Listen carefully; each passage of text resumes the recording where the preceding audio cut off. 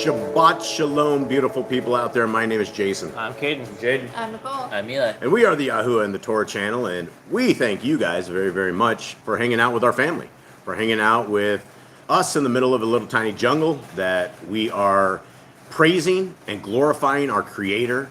We are shouting out our Elohim Most High, and we are having a great day because we get to spend a lot of time with you guys. And this is our opportunity as a people to gather together with like-minded believers, gather together with those who love our Creator, those who love His laws, statutes, and commandments, and those who are willing to obey our Creator. Those are the kingdom people. And if that is you, if you guys not only love the laws, statutes, and commandments, but you absolutely adore them, then that means you would be on the kingdom road.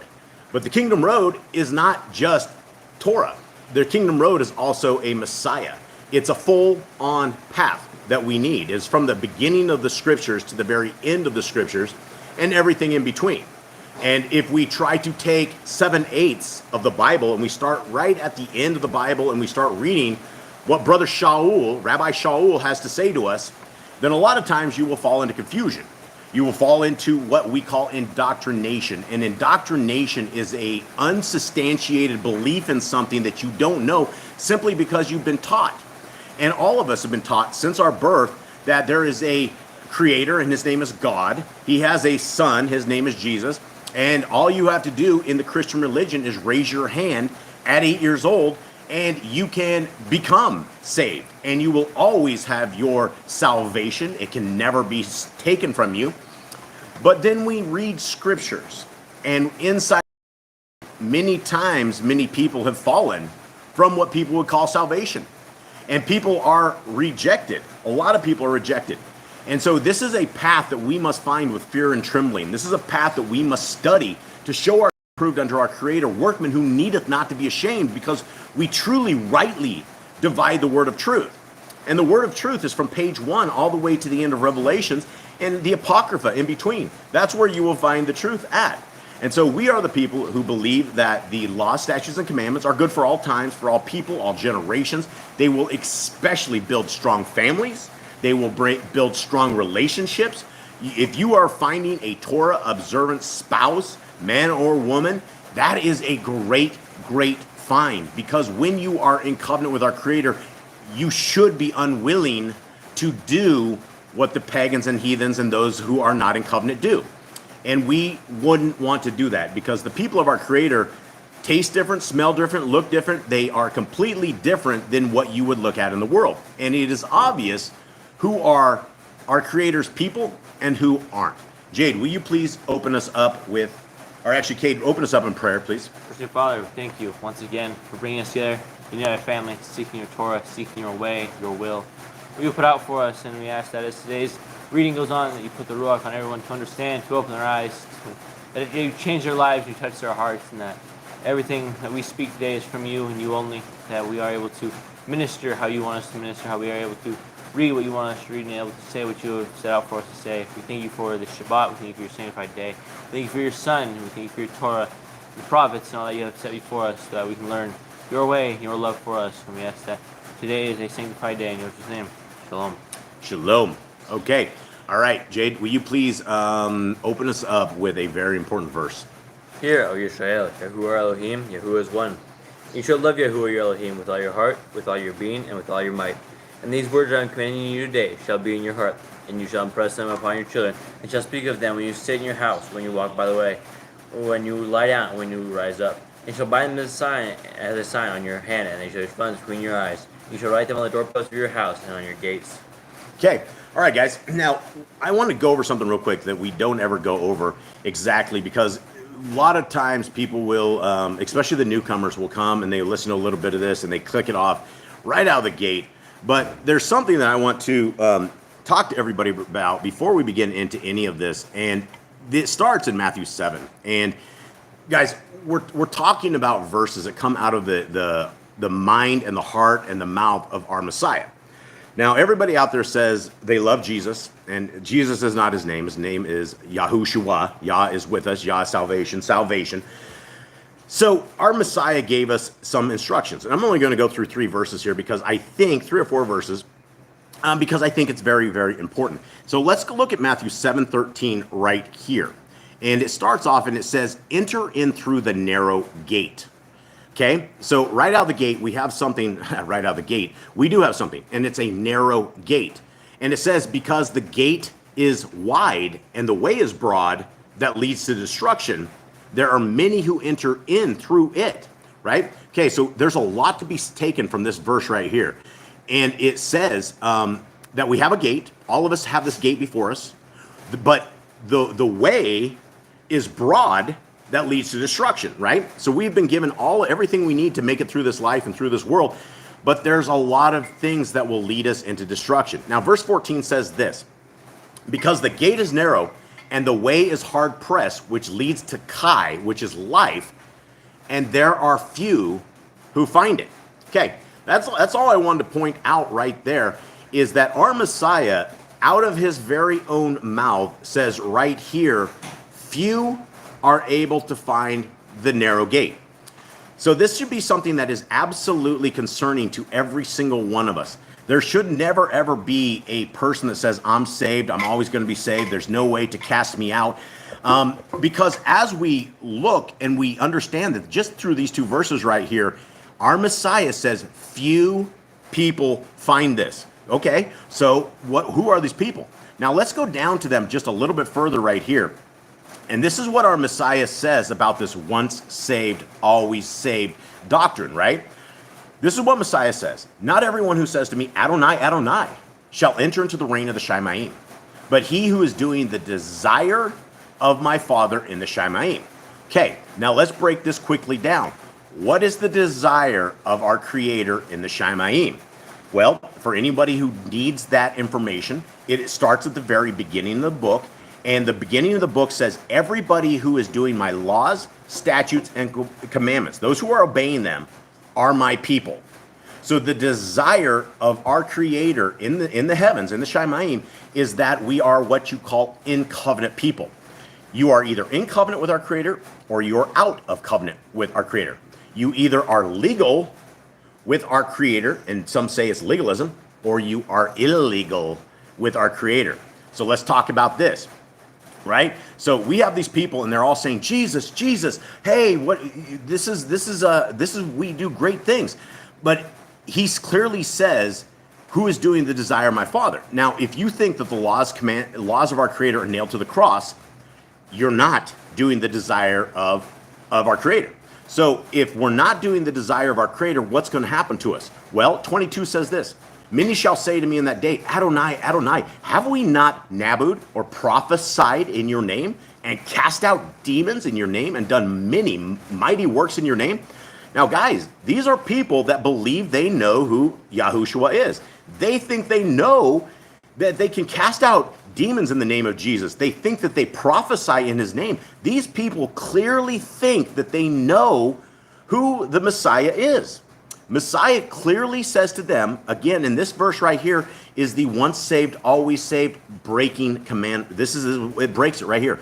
23 says, Messiah says to them, and then I shall declare to them, I never knew you.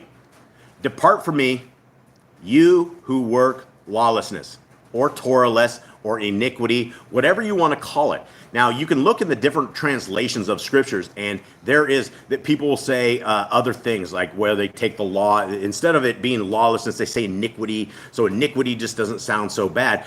But in the rest of scriptures, you do not know what iniquity is unless you have read the Torah. Inside of the Torah is where you will learn all of this stuff. Now, what we're going to read right now is we are going to read what you would call the desire of our Creator. Simple enough. What does our Creator want us to do? Well, if you have ears to hear, eyes to see, we are about to tell you what makes an in-covenant person and an out-of-covenant person. Now, one thing, an in-covenant person gets the second Exodus, right? We get the kingdom to come. We are part of this. It's not going to be without trials and tribulations, but those who don't want to keep the law, statutes, and commandments, they're just told to depart. So here we go, reading through what we read through every Shabbat, which is these most amazing things you will ever hear, and these are called the Torah commands. Number one is be fruitful. All right, Miss Nicole, actually, we haven't said hi to anybody. Miss Nicole, say hi to everybody, please, before I get going too crazy. Wait a minute. All right, so we have Jeremy and Callan. We have Irma and Jody. We have the Grand. And we have Andy and Elizabeth. They made it today.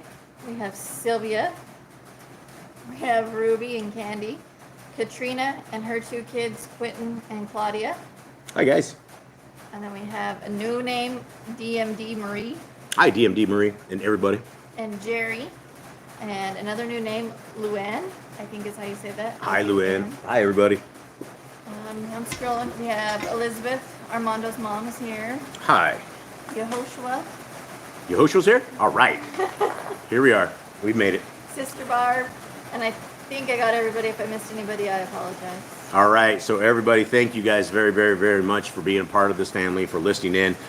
We hope we don't lose the new guys soon enough. We are we are doing what we do every Shabbat. And these are the laws, statutes, and commandments that the world has forsaken, that we love with an undying love. And we believe that, we hope that those out there will find an undying love for this. So commandment number one. Irma has a question though before you start. What? She says, what does the Targum say? Their interpretation of lawless. I don't have the Targums on me. Anyone got the Targums? Maybe you guys can pull it up. Targums for Matthew? Targums for Matthew? Yeah, I don't think there's a Targums for No. Matthew. Yeah, I don't know. You'd have to find what it said in Hebrew, or what it said in Greek probably is what you'd need. Yeah, I don't think there's a Targums for Matthew. So let us continue on here, everybody. And Yahushua said hi. Hi, Yahushua.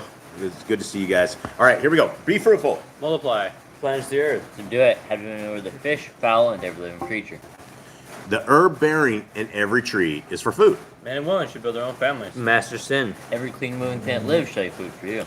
Do not eat the blood. Walk before me and be perfect. You guard Yahuwah's covenant, laws, statutes, and commandments. Guys, look at this. For those who are new, look at these amount of times that we are told right here to obey the covenant, laws, statutes, and commandments. Now look at the size of these verses right here, guys.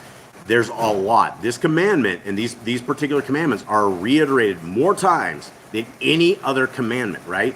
You will not see this listing of commandments right here that tell us to guard the law, statutes, and commandments of our Creator. So if there's one verse that is reiterated more than any other verse in all of Scriptures, it's that.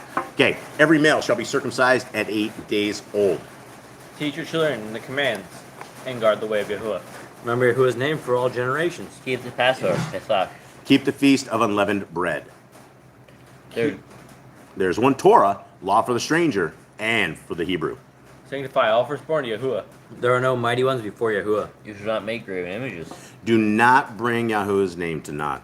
Keep the Shabbat. Honor your parents. Do not kill. Do not break wedlock. Do not steal. Do not make false accusations against your neighbor. Do not covet anything of your neighbors. Do not make an altar from rock that a tool is touched. Do not go up the altar by the steps. If a man steals cattle, he shall restore it 5 times. Yahuwah's laws for criminals. Do not lie with a beast. No sacrifice to other Elohim. Do not oppress the stranger, fatherless, or widow. Do not charge your brother interest. If you borrow your neighbor's raiment, return it to him before sunset. Do not curse the ruler of your people. Do not eat what is torn of any beast. Do not false report. Do not follow the multitude of evil. Do not judge righteously against the poor. Bring back enemy's cattle if you find it going astray. Help the animals of your enemy. Stay away from rumors and gossipers. Take no bribes. Do not oppress a stranger, love a stranger. Keep your land rest in the 7th year. Do not mention any pagan names. Now, I'm going to go back up real quick to give your land rest in the 7th year, because this is one of these things that, unless you knew the Torah, you would not know that you would want to give your land rest in the 7th year. And what they found out in recent times is that the farmers that actually basically they went 6 years and they rested their land in the 7th year, the next following year, everything was way better than what it was. Our Creator has given this command like this to give His land rest, whereas it produces easily 6 years, 6 of the years.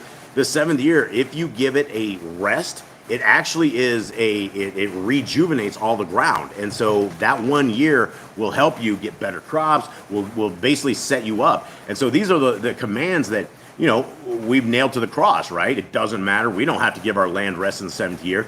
But what if it does better things for us, right? All of these times that we say the laws of our Creator are gone and nailed to the cross, these are all great things for us. They enhance our life. They make our lives better. They help us live longer. And we're rejecting them as people. And unfortunately, that is not the correct way to go forward. Okay, do not mention any pagan names. Keep the feast of Yahuwah. Do not kill your goat in its mother's milk. Obey the messenger. Yahuwah sends before you. Do not bow down to other Elohim. Serve Yahuwah. Make no covenant with other Elohim or outsiders of the land. Do not make this or use this anointing oil on a normal person, and do not use this perfume on a normal person either. Do not eat the fat. Do what you say you are going to do. Return what is your neighbor's. Obey Yahuwah's dietary laws. Women's time of separation. Stay away from them. Obey Yahuwah's hygiene laws. Keep the Day of Atonement, Yom HaKippurim. Do not uncover the nakedness of your family. Do not take your woman's sister for wife. Do not lie with a woman in her uncleanness. You shall not sacrifice your children to Moloch. Do not be a sodomite. Be Kodesh. Do not reap the corners of your field, or you shall not glean your vineyard. Do not deal falsely or defraud your neighbor. Do not lie or be a liar. Pay your workers the day's wages they are due. Do not harm the disabled. So here we have a simple command, right? Do not harm the disabled. And we are down in the country we are on.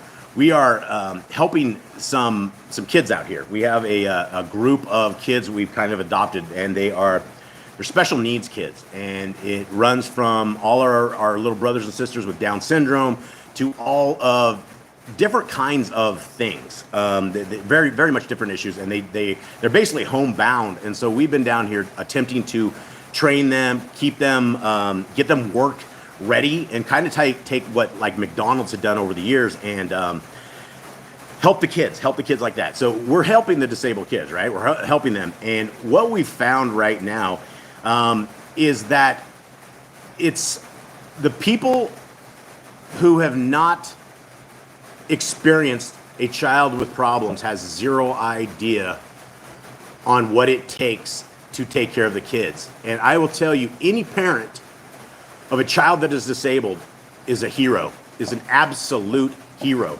And it is a challenge. And it is something that I have seen down here, that we have them working in a little restaurant, and we have them working around people, and we're trying to get people to accept our brothers and sisters, our little friends, our special friends. And we have normal people that don't have any issues at all, that are adults, that are fighting against the kids. They don't want the kids out in public. They don't want the kids doing this stuff. And we had a huge blow up this week, and I was hot. I was on fire. Because they want to stick the kids back in the back where they're not out in the public. And I thought it was very rude. I thought of this commandment. I thought of the fact that we have people around us that they have no emotional connection to those who have issues. And we love our special needs friends. And I thought of this command all this week, and I thought, if we toss these commands on the cross. We nail them to the cross, and we have a command such as do not harm the disabled. And we live in this disrespectful manner that we hurt those who, no disabled child would ever choose his path, right? And it is up to us, those of us who have the abilities to do normal things, to help them. And I just found it absolutely disgusting that there are people out there that they don't look at those with special needs as truly special, and they are absolutely special. And the special needs kids are from our Creator, right? They are from our Creator, and they will have a world sometime in the second Exodus where everything is healed, everything is better. But it's a test for all the parents and all the kids right now, and we put we totally support everybody with special needs, and we hope that everybody would not look down on those with special needs, because number one, you're breaking commandments, and that's a problem. Okay, next. All right, what do you got? Katrina's son Quentin has Down syndrome. Okay. And So she says, I learned so much every day through working with my son. Absolutely. We are, the Down syndrome babes have a language all of their own, and it is a language, and it is understandable. You have to spend time with them, right? It's a totally different language, and these kids are all sweethearts. We have a Down syndrome dude down here who is 35 years old, and he's a teddy bear. He is a teddy bear of love. And all of these kids that we work with are simply amazing. And that's the thing is special kids, they only have the mental capacity of a certain age, right? And so it's the blessing at some level is that you get children for life, although the struggles are very, very hard and they're very real. And I believe that Yah will bless all of the parents that have had special kids, and that they will be healed. I believe that this is just temporary, that this is just a test, and that Yah will fix all of this in the second kingdom. And so it's just a test. So here we are. Let's continue on here. What do we got? My hospital pneumonia. What's Mama CA say? She got discharged. Her friend that had pneumonia last week. Okay, she's good. She got Good. discharged and Good. she's home. Great. Okay, so let's continue on. Back through this. Do not harm the disabled. Obviously, do not endanger your neighbor. Same kind of thing, right? Same kind of thing. When we take these laws, and when you look at people who say the laws are gone, you got to look at these people, and you got to know that these people are dangerous, right? When you live with a doctrine that you do not believe that the Torah is your guidepost for life, then you would do things like endanger your neighbor, right? You would do things like hate your brother, or possibly hurt the disabled, right? Isn't that the craziest thing? Don't hurt the disabled is a commandment. Don't endanger your neighbor. These are just wonderful, wonderful things that our Creator has done for all of us, so that we understand how he thinks, how his heart is, how our Creator wants us to behave based upon his creations. So, continuing on. Do not hate your brother. To rebuke your neighbor for his sin. Love your neighbor as yourself. Do not divert your cattle. Do not mingle your seed. Do not mingle linen and wool. Do not lie with the taken woman. Do not eat the fruit of the trees for 3 years. Do not practice sorcery. Do not round your beard or the corners of your head. Do not cut yourself for the dead. Do not get tattoos. Do not prostitute your daughter. Do not defile your temple. Do not consult the medium. Respect your elders. Have correct weights and measures. Do not walk in the manners of the nation. Keep the feast of first fruits, Shavuot, Omer Count, Pentecost. Keep the feast of trumpets, Yom Torah. All right, I got to go quick on that. Correct weights and measurements. This story just kind of stands out to me. I don't know if you guys have seen the food contamination that all of us have. I saw a video, it was like a year or so ago, but it showed how they were taking chicken and they were taking meat, and they would pre-process this stuff, and they had these little needle things that went down in it, and they like made it, they stuck like some sort of like water / metals in this stuff. So they would take like a 8-ounce stick of meat, right? And when it was done, it was like 12 or 13 ounces, and it just looked all plumped up. It looked all huge. And I always thought of that, right? These people are ripping people off.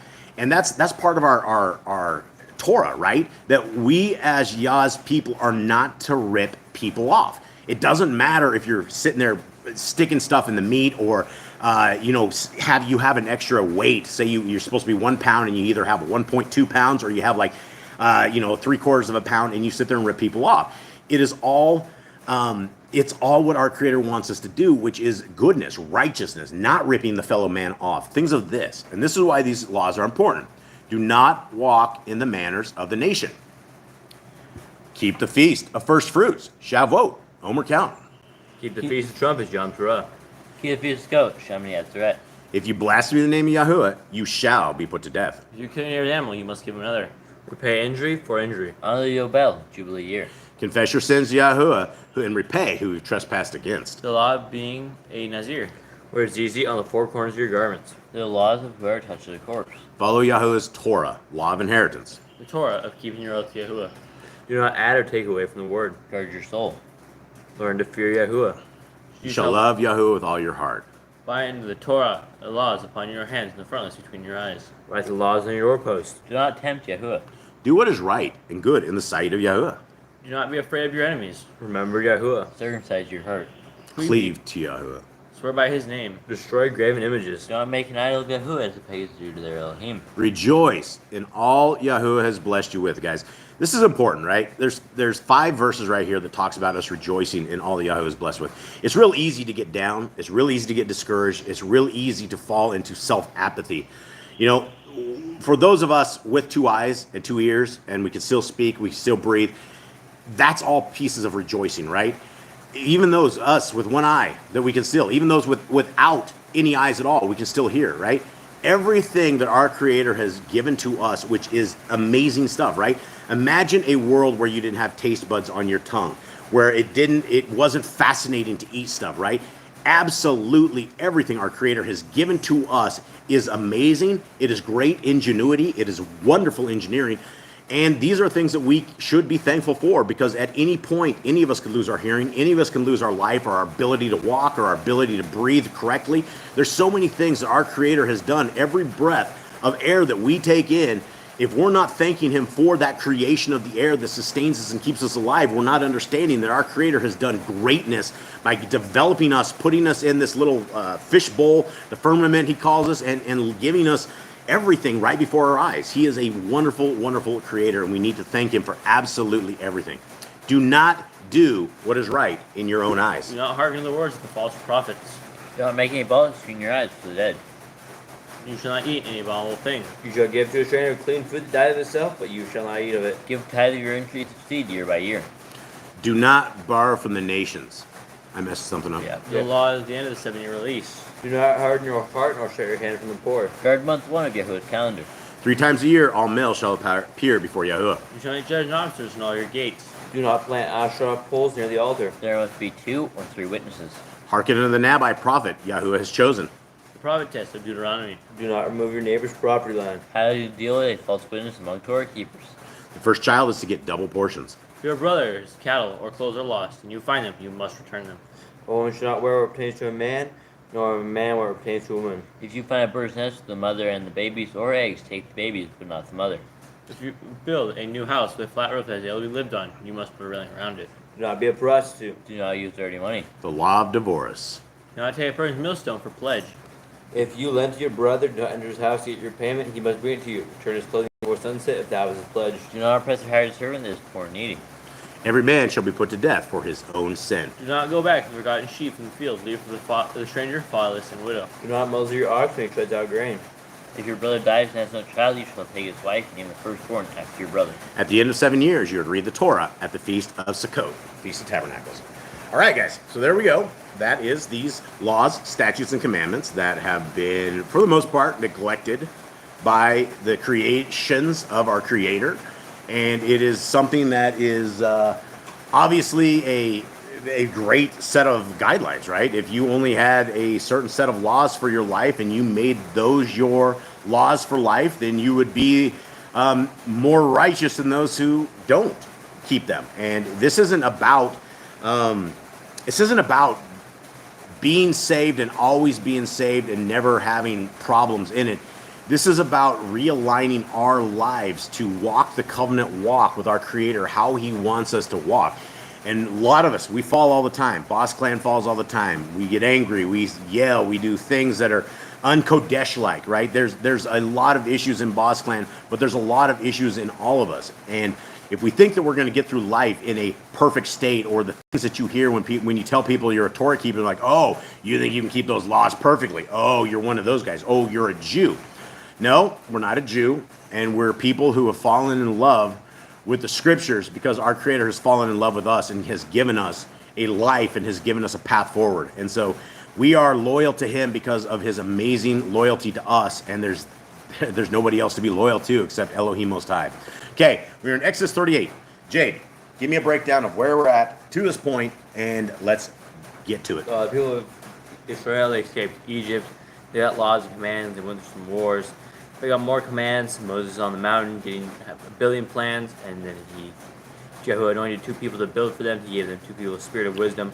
They started building everything for his temple, his altar, and they were getting donations from all the people because they were given a spirit for Yahuwah, and they all decided they wanted to give certain materials so they could build the temple. So here we are building the temple. Okay, so here we are building a temple. Before you guys fall asleep, this could be something very important. You guys might have a hand in one of these things in the kingdom to come or something. You never know. We never know what the future is going to bring. So let us get to this. Exodus 38. And he made the altar a burnt offering of acacia wood, 5 amma long and 5 amma wide, square, and 3 amma high. Okay, how much is an amma, fellas? 18 inches? 17.5 inches. 17.5 inches is what is an amma. So that gives you a little bit of an idea. This thing isn't, I guess it's pretty big. 5 amma long is good sized altar right here. 2. And he made its horns on its 4 corners. The horns were of it, and he overlaid it with bronze. And he made all the utensils for the altar, the pots and the shovels and the basins and the forks and the fire holders. He made all of its utensils of bronze. And he made a grating for the altar, a bronze network under its rim, midway from the bottom. Now, why do you guys suppose they did bronze versus gold in this? Anyone have kids? I actually know the answer to this, but what do you guys think? Why would they use bronze for basins, forks, fire holders, things of that nature? I think I know the answer. Is it the way gold has toxins in it? I don't think gold has toxins. Gold is melting. pure. There are melting points. Gold is heavy, bronze is light, right? And so if you're making all of these things, gold is extremely heavy compared to bronze when it comes to that. So I would think that they made all these little things, and so everybody could use this stuff. So if you start making like a spatula of gold for your mom, she's going to be sitting there having to like lift that thing around. It's going to be like heavier than anything. That's all right. Let's see what the chat is. My friend is 84 years, over 22 years, and hospital, she retired 2 years ago. Okay, just reading the chat, guys.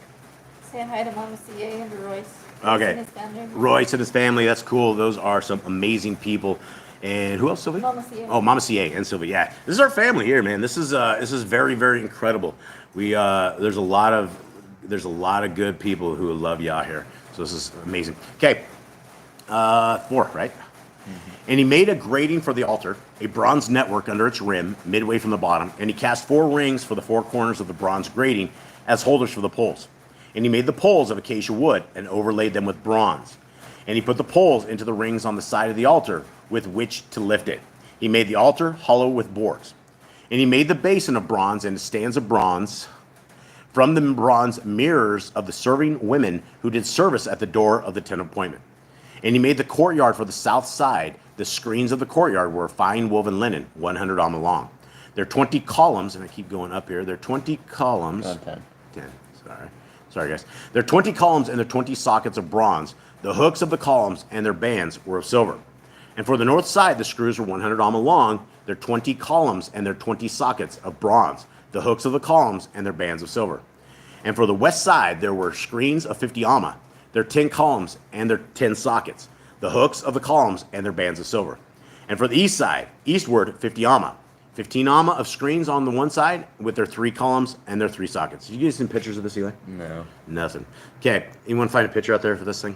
And 15 amma of screens, the other side of the courtyard gate, and on this side and that side, with their 3 columns and their 3 sockets. All the screens of the courtyard all around were of fine woven linen, and the sockets for the columns were of bronze. The hooks of the columns and their bands were of silver, and the overlay of their tops was of silver, and all the columns of the courtyard had bands of silver. Guys, what are we discussing here? What exactly is this? Jade? Kate? This is the covering to the Michigan. No, this has nothing to do with No, it's coming like to the Michigan. screens. It's like the.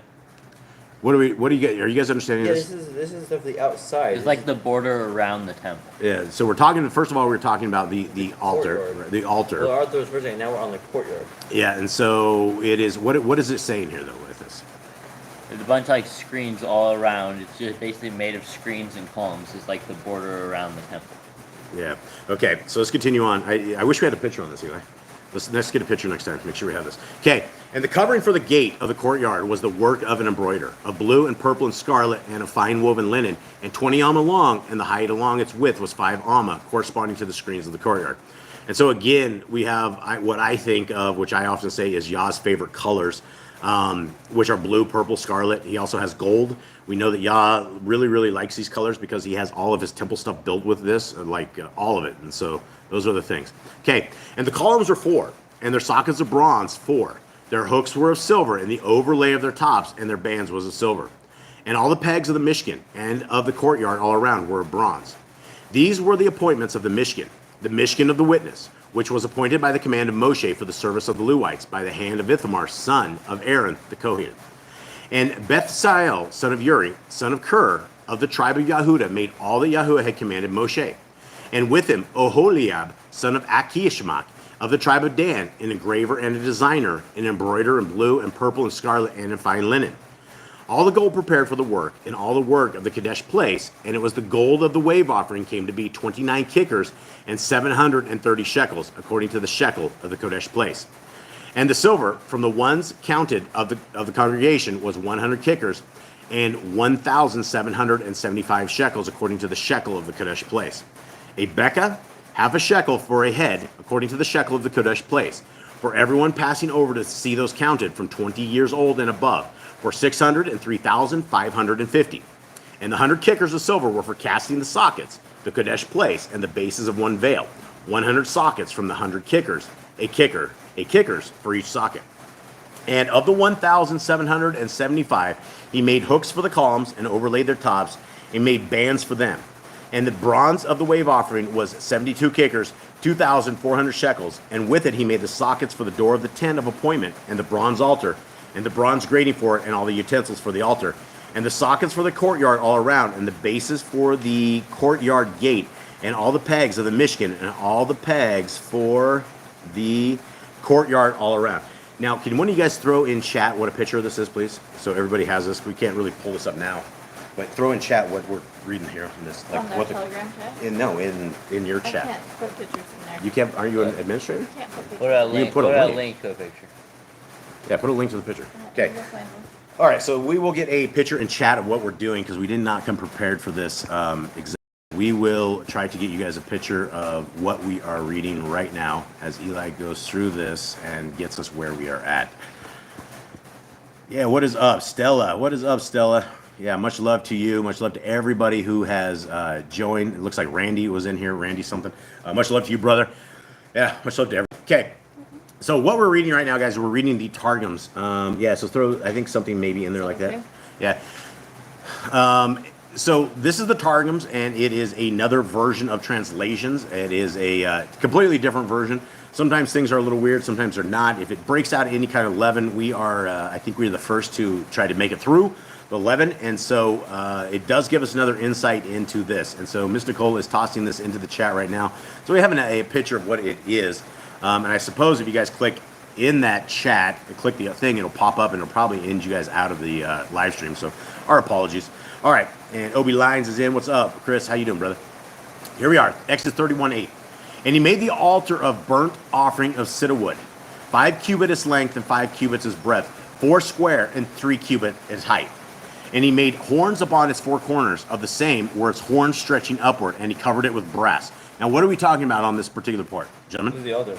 This is the altar. And what is this? You guys, we've gone over this so many times. This is the horns, the altar. This is what they grab onto, and they're like asking for forgiveness. Yeah. Okay, 3. And he made all the vessels of the altar, the pots and the clingers and the basins and the flesh hooks and the pans, and all its vessels made he of brass. Now, the first time we actually went through this a long time ago, we were trying to figure out what flesh hooks exactly was. And we didn't know, but it's a giant fork is what it is. Hold on, sorry. I cannot stop the dogs when we're in the middle of this live, so hopefully they don't get wild. Settling dogs down, guys. Hang tight. Okay, so that's what a flesh hook is as far as that goes. Okay, dogs are being good. 38:4. And he made the grate of the altar of brazen network under the border beneath, reaching to the middle of it to receive the cinders and bones that fell from the altar. Okay, and before I go too much further, guys, sorry. Okay, please pet the dog. We need to make sure that what we have is we have 9 pit bulls, and so they live with us. They're unchained, unkenneled, any of that. Just let them out, please, Nicole. Okay, so Sorry, guys, we're venturing the dogs out. 38:5. And he cast 4 rings for the 4 corners of the gate of brass to be places for the staves. And he made the staves of cedar wood and coated them with brass. And he put the staves into the rings upon the sides of the altar to carry it by them, hollow with boards and filled with earth, when he made it. All right, so this one says different. What does yours say? 38:7, Jade. And he put the poles into the rings on the sides of the altar with which to lift it. He made the altar hollow with boards. Okay, so here's where we have something different in there. Because it says in this particular version of it that they filled those boards with earth, which I would say, and filled with earth made he it. So I'm thinking that they filled it full of dirt or I something. don't think they would do that, honestly. You don't think so? I don't think so. Why add the extra weight to it? Well, I don't know. I don't know if they had. I know they have cement back in the days. I mean, if you're looking to make a pole heavier, then you would, or not heavier, but to make it more solid, then you would encase it with stuff. So these are the things that we don't know. Maybe, maybe not. They filled it with earth. These are the things inside of this. Okay, clay. Yeah, that could be it. Clay, and I think that would make it even stronger. I mean, inside of that. So 38:8. And he made the brazen lever and its foundation of brass from the brazen mirrors of the pious woman who at the season came to pray at the door of the tabernacle of appointment, standing with their oblations, giving thanks and confession, and returning to their husbands, the mothers of righteous children who have been purified from the uncleanness of their blood. So that's a little bit different. What does our 38:8 say, guys? And he made the base of bronze and its stands from the bronze, mirrors of the serving women who had served at the door of the tent of appointment. Doesn't say anything about having purified from the uncleanness of their blood. Yeah, so there's quite a bit different in this. Standing with their oblations, giving thanks and confession, and returning to their husbands, the mothers of righteous children who have been purified from the uncleanness of their blood. So that's definitely way different than we have in ours. So those are the things we look out for. I don't know if that would change anything. Let's go into 38:9. I don't know what I missed, but Sister Barb says clay. Yeah, clay. Yeah, we talked about that. Okay, and he made the court on the southern side. The curtains of the court made he with fine linen, 100 cubits. Their pillars 20 and their bases 20 of brass. The hooks of the pillars and their rods were of silver. And on the north side, 100 cubits. Their pillars 20 and their bases 20 of brass. The hooks of the pillars and their rods were of silver. And the curtains of the western side, 50 cubits. Their pillars 10 and their bases 10. The hooks of the pillars and their rods were of silver. And on the east side, eastward, 50 cubits. And the curtains were 50 cubits on a side, their pillars 3 and their bases 3. And the second side of the door of the court, here and there, at the gate of the court, curtains 15 cubits, their pillars 3 and their bases 3. All of the curtains of the court round about were of fine linen twined. And the bases of the pillars were of brass, the hooks of the pillars and their rods of silver, and their overlaying of their capitals silver, and the rods silver. So were made all the pillars of the court. Okay, and the hanging for the gate of the court was made of embroidered work of hyacinth and purple and crimson, and fine line twined and 20 cubits. Fine linen twined and 20 cubits was length, and the height of its breadth 5 cubits, corresponding with the curtains of the court. And their pillars 4 and their bases 4 of brass, their hooks silver, and the overlaying of their capitals and their rods silver.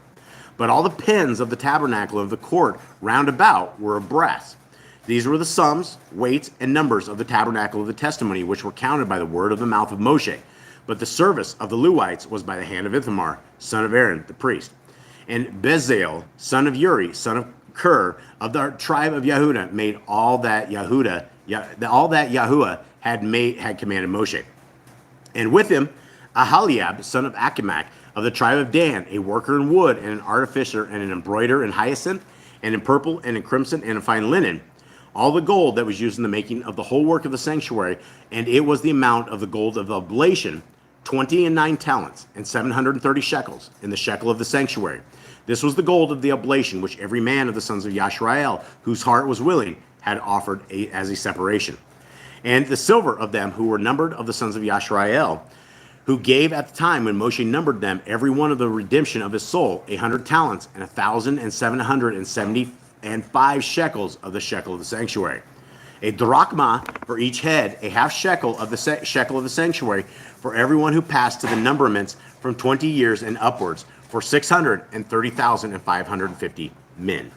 And there were 100 talents of silver for casting the bases of the sanctuary and bases of the veil, 100 bases answering to the talents, a talent for a base. And with 1,775 shekels, he made hooks for the pillars and overlaying of their capitals and their rods. And the brass of the oblation was 70 talents, and the 2,400 shekels. And he made with it the bases of the gate of the tabernacle of ordinance, and the brazen altar, and the brazen gate for it, and all the vessels of the altar. And the bases of the court round about, and the bases of the gate of the court, and all the pins of the tabernacle, and all the pins of the court round about. All right, so there we go, friends, family, Yah's people. That is one of these readings that is not truly interesting, but if we were trying to design this, if we were heading to this temple, if we were, if this mattered to us today's time, I think we would be all over this and try to figure out this design.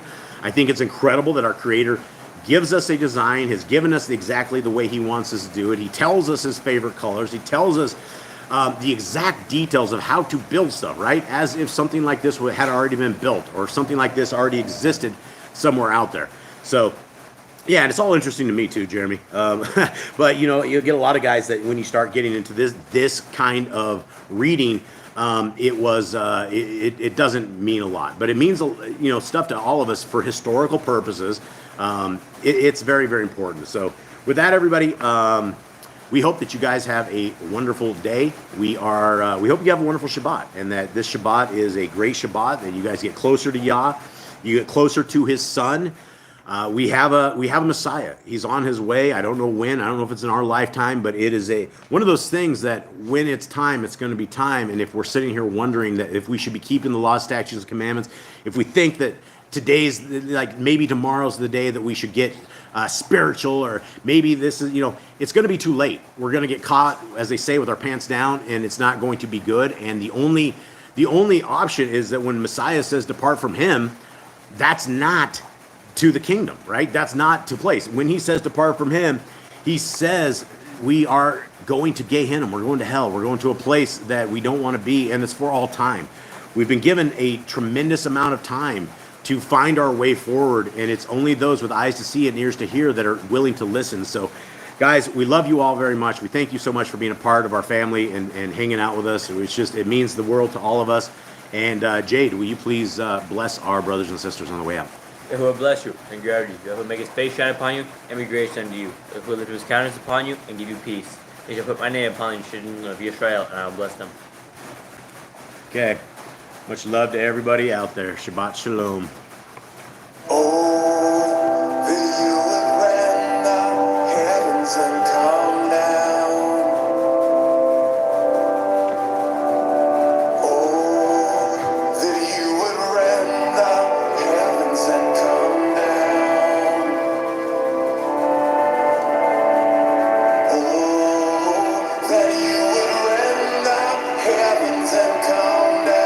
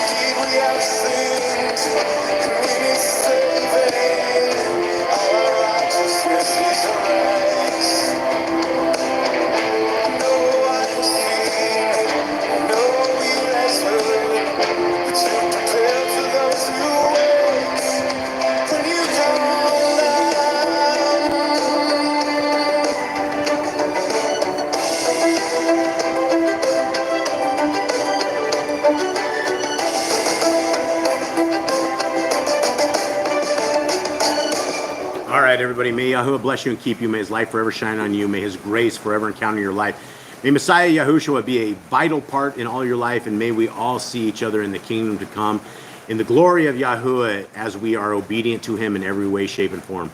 Much love to you all. Shabbat shalom. Shabbat shalom.